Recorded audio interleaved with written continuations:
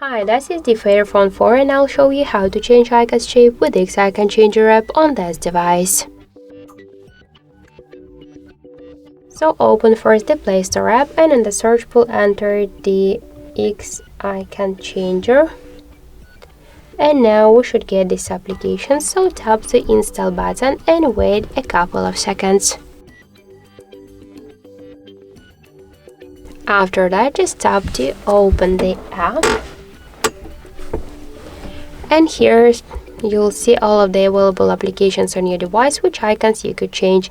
For example, let's switch the contacts one. We could rename it here. Here we got the library with different photos, icons on the applications, and we got here also the photo tab where we could find the gallery with our device photos or just take a picture photo in camera app.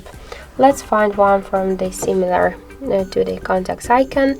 Tap to OK on the right upper corner and wait a couple of seconds.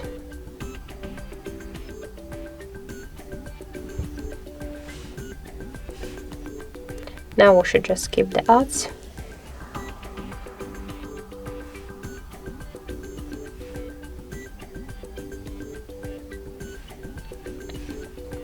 Click at the home screen and that's it. Now we could change the next icon by the same way or to go to the desktop directly.